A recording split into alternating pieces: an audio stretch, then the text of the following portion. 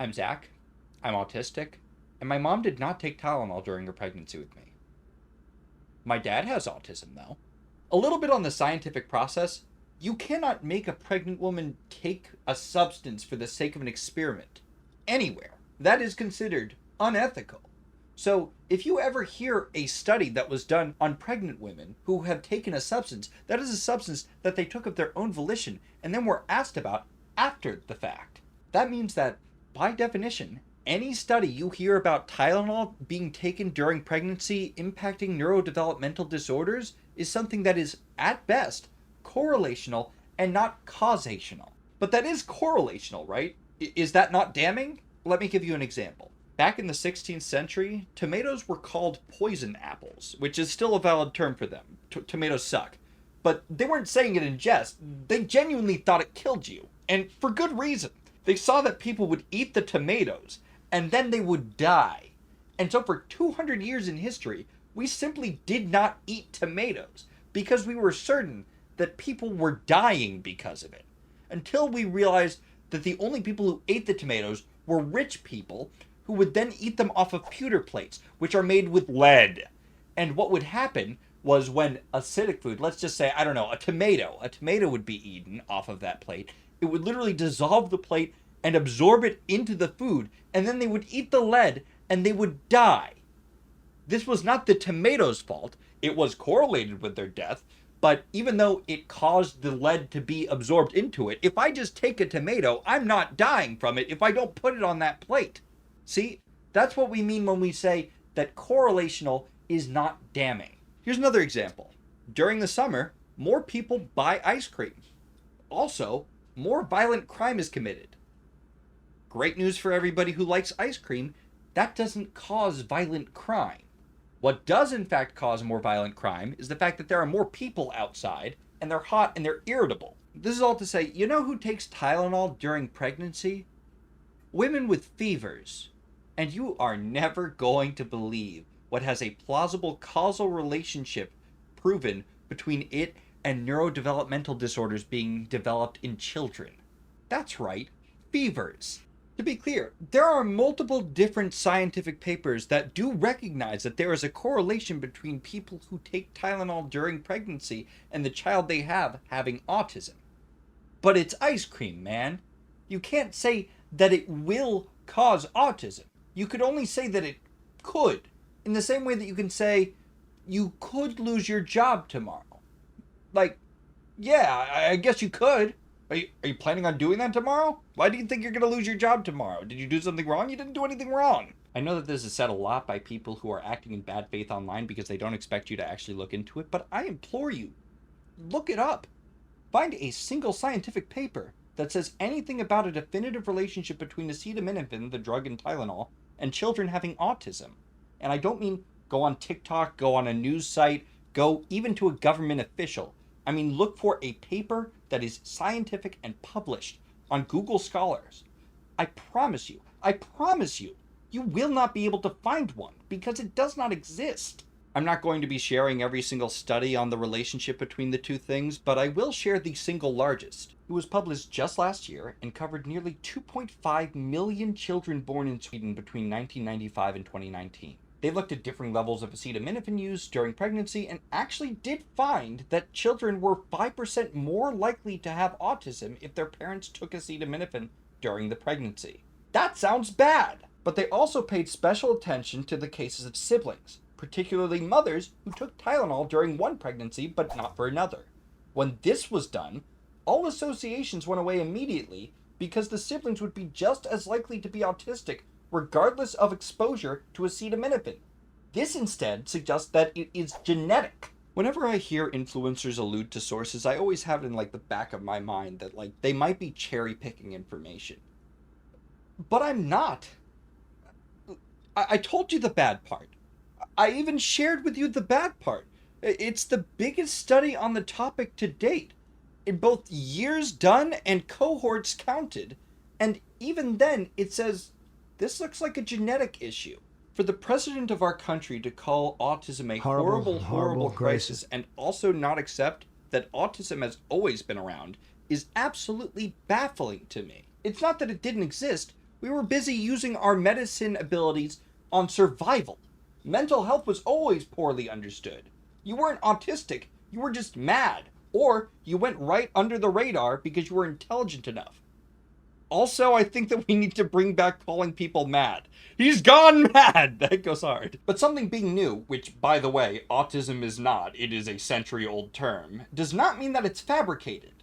Nobody's calling ADHD a psyop, and yet it came at its most charitable 15 years after autism was discovered to be its own thing. Oh, you can't focus? That's your disability? Give me your Adderall. For us as a society to look at development through science and say, well, this isn't something we used to talk about, and use that as a way of saying that it is less credible instead of more credible, is absolutely insane to me. That is like learning how to do addition and subtraction, and then when your teacher comes up to you and says, hey, there's multiplication and division, you're like, what the fuck is this new shit? We're just gonna trust this? Okay, buddy. Yeah, I believe that 9 times 11 equals 99. Sure. How many times in your life have you either heard or said, well, you learn something new every day? Yeah, that's what a scientist is being paid to do. They find something new, they learn it, and then they share it with the class. The same way that you work in construction and you build, or you work in finance and you audit. They work in a lab and they learn.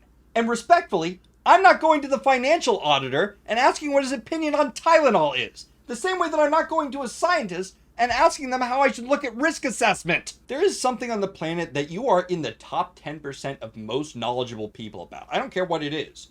Beekeeping, Bakugan, coding, origami, handiwork, League of Legends. There's something that you are a predominant expert on. And I know that you've had someone who is confidently speaking about exactly that and clearly knows nothing about it. And I know that kills you inside. Mine personally is chess. Anytime I am watching a piece of media and there's a chessboard in it, I pause the show and I look and see if the board is set up right, or if the people set up a position that is any sort of believable. You can immediately tell. I'm gonna call a show out right now. Drop out smarty pants. You have a chessboard in every single shot. You have been setting up the board wrong for seasons, bro! Why are you being your own worst nightmare to the top 10% who know things about keeping you healthy? What good could that possibly accomplish? The $100,000 they're making a year is not enough to keep them corrupt. That is Walter White level shit. And he was making $1.5 million a year in 2009 in New Mexico. And that was with the knowledge that he was gonna die in a year. Here's the thing. The people who are universally accepted to be the greatest leaders of all time are people who had advisors not only for the things that they didn't understand well, but also the things that they did. George Washington was famous for running councils of war where he sought different views. Nelson Mandela was known for hearing his opponents, taking counsel from all, and forging compromise while refusing to sacrifice on his core principles. Genghis Khan, terrible person, but you don't trip over yourself into the largest contiguous land empire in history. He listened to anyone he could, even those from empires he conquered, changed strategies when generals advised, and promoted talent regardless of tribe. Every great leader in history has had advisors that they listen to intently, because claiming to know everything is not a symbol of strength, but that of weakness. When I started this video's outline, I originally was going to take a much more lighthearted tone, because I'm generally an advertising channel. I just talk about what's going on with PR and stuff like that. And admittedly, it's an interesting question of okay, the president of the United States says that your product is directly tied to autism. What do you do? But as I kept on thinking about it, I realized I was too frustrated to be able to have that be the take that I provide. And I'm not angry at Republicans. I'm angry for them, because I believe that they deserve better. The leader of our country does not seek counsel based off of how much they know, but rather how much he likes them, how loyal they are, and whether he agrees with the information that they say. And unfortunately for us, he doesn't agree with science, which isn't something you have the luxury of disagreeing with. When people my age say that they are going through a quarter-life crisis, that at one point in history would have been considered a midlife crisis. The reason it's not a midlife crisis is because of 700 unrelenting, painstaking years of scientific process. The man Donald Trump has assigned to be our top health leader, RFK, is a man who does not have any experience or degree in science. He is a man who does not cite science. He is a man who fired all of his scientific advisors. He is a man with no regard for the science that makes it possible for him to stand before us as old, wrinkled, and stupid as he is. Think of the things that man has accomplished in its existence. The things that could actually bring a tear to your eye if you thought about it long and hard enough. The invention of the written word, the advent of democracy, the ability to take flight, the ability for me to call my friend in Germany and see her fucking face. If you have nothing that would make you feel that way, do you not see it? You are already dead! On that list of accomplishments is the fact that the World Health Organization took smallpox, a disease that killed 300 million people last century, which is more people than the US had at that time, by the way, and eradicated it! Donald Trump was 33 years old on the day that the WHO announced that it had been eradicated. And the first day he comes back to office, he signs an executive order to remove us from that institution. That is a fuck you to you! I'm going to tell you something a little bit vulnerable. Back before I realized that I had autism myself, I actually used to look down on people with autism. Not a lot, but a little bit. I'm extremely extroverted. What do you mean you don't get people? Go talk to them. They're right over there. Of course, not realizing that I myself struggle to understand these people sometimes. So in a very small sense, I actually get bigotry around autism. I get it. I know that this is a little bit of a pivot, but let's take a step back here for a moment. In earnest, what would it take for the immunity from a disease that a vaccine provides to not be worth it to you? If you believe that vaccines have microchipping or something otherwise conspiratorial to them, then I accept that I have absolutely nothing I'm capable of saying to you. Because to believe that is to fundamentally misunderstand what a scientist does. The job of a scientist is to cast doubt on everything until everything is proven not only to a reasonable doubt, but beyond an unreasonable doubt. It's more than a lawyer. If even one thing suggests that it is bogus, it is treated as bogus until solved for. For example, we all used to think that the sun traveled around the Earth, not the other way around. And then Galileo realized that he could see the phases of Venus, which could only happen if it was disappearing from our sight. And since that's our neighbor, what's it circling around? Can't be the Earth. Also, Jupiter has moons? I thought that everything in the heavens circled around us. These two things alone disprove geocentrism. How was this man celebrated for his discoveries? He was put on trial and sentenced to house arrest for the rest of his life. This isn't a the good old days thing, back when scientists used to fight for the truth. Scientists have historically been prosecuted for fighting for the truth against regimes and rulerships that didn't like what they heard. The man who advocated for hand washing to prevent childbed fever died after being institutionalized for it. The man who fought hardest against Stalin's pseudoscience that crops can inherit traits died in a gulag for it. The Chinese man, singularly responsible for one of the biggest advancements of analytic number theory, was publicly ridiculed and beaten within an inch of his life for it. The fact of the matter is, scientists will die both in reputation and in body for the truth. The difference between your truth seekers and these truth seekers is that these truth seekers only act on reputable, proven information and understand that nothing they say has any merit or value until they can. For those who might say, no, Zach, I don't like vaccines because they don't work. Let's go back to the smallpox thing. When's the last time you've gotten a text from a friend letting you know that they just caught smallpox? Rhetorical question, obviously.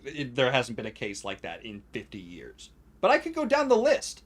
I could go measles, mumps, rubella, malaria, polio. Do you think disease gets bored? And before you cry sanitation and health improvements, the modern industrial health revolution happened from 1880 to 1930, a period of 50 years in which all of those diseases were alive and well, and some of them were even, in fact, growing. I get the doubt against the health industry, especially in America. I mean, taking a look at any of the bills you see from a hospital is revolutionizing regardless of which side of the aisle you're on, right? But if this were Big Pharma just simply selling useless shit without moral quandary or any sort of thought, they could make all of the pretty charts that they could possibly want that make it look like they are doing an awesome job, right? But the truth of the matter is, we would have heard of people who had both gotten the shot and then still gotten infected and died from it. In fact, we wouldn't even need to hear of it. In fact, we wouldn't need to ask of it. It's been around for 3,000 years. We have never once needed to ask, hey man, do you have smallpox? Because it was worn on their fucking face. You cannot silence the truth when the truth is worn on your body. But if your answer to why not vaccinate was autism, we gotta take a step back, man. I'm not going to spend too much time debunking the claim that autism is caused by vaccines in any capacity, because we have already sufficiently been over the process of science. Specifically how when a previous notion is challenged critically and with basis, scientists revisit their understandings until they can eliminate the counterexample or counter-argument. It's how we realize that stress doesn't actually cause ulcers, and how birds and dinosaurs actually coexisted, and that atoms could actually be divided into subatomic particles. You get it. I'm sure that you've heard the father of the modern anti-vax movement, Andrew Wakefield, had his medical license revoked. But do you know why? Because it's not enough to just have an extremely bad idea or even a harmful idea. What is, in fact, enough is if you are the walking embodiment of greed and manipulation that people talk about when they say that they don't trust Big Pharma, which is what he was. When he wrote that paper, he was actively being paid by lawyers to find a correlation between autism and the MMR vaccine. He was actively expecting to make $43 million a year selling test kits for his made-up autistic enterocolitis. But most damning of all, most damning above everything else, is the fact that as he published that now infamous paper, he also patented his own vaccine. It is not that he wanted you to not take vaccination. It is that he wanted you to take his. This is all without even mentioning the fact that if your child has deeply inhibitive autism, the signs are almost universally there well before they got vaccinated. But you know what? Let's just for a moment pretend that vaccines give you autism. Not only can they will, right? 100%. What is autism? Can you define it? What is this thing that you are so terrified of your child having? Because I think that if you try to articulate what autism is, you're going to find how silly it is that you are avoiding it like it's the plague. If the best you can do is say, I don't want them to be like you. Why? Woke is not an answer. You cannot say woke. Nobody has ever argued that vaccines turn people into woke beings. And plus, there are plenty of autistic people who are ideologically different than myself. Cat ears is also ad hominem. See, look. They come off. They're a silly branding thing. Why? Look, I am not going to claim that I have not suffered hardship because of my autism, right? There are many, many mistakes that I have made over my life that I wish I could do over that were a direct result of me not understanding how I came across to other people. But I get you, man. I get what you want for your kid, because wanting the best for them is bipartisan. Safety, health, happiness, education, compassion, strong relationships, confidence, resilience, drive. As is possible with all mental predispositions, I have found this in spite of my autism, which again, cannot be said to be caused by the vaccine or Tylenol. To reiterate, I am living the life that you would like for your child, because my parents have loved, supported, and trusted me unconditionally to grow. And you can do the same for your kid. With that perspective, do we understand how unusual it is to say that we would rather have our children be susceptible to terminal illness than to potentially get autism? Which again, There has never been an immunology, neurology, or epidemiology group on the planet that has ever endorsed that idea in 30 years. 30 years! Around 1/6 of all death in the world is infection.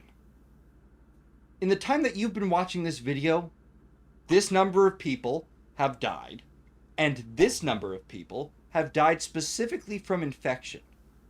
We all have a comfort reflex. Big data feels distant, so we just kind of dismiss it.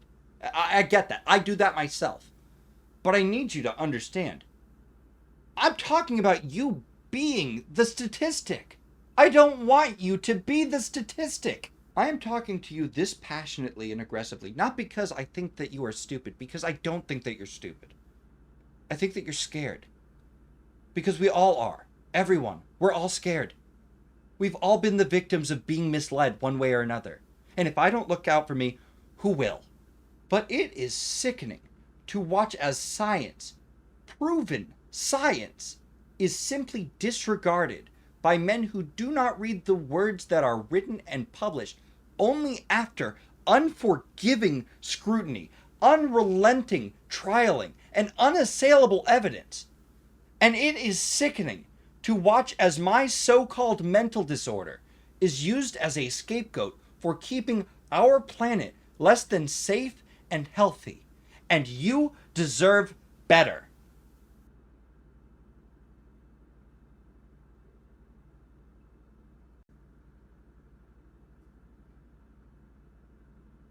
I'm done.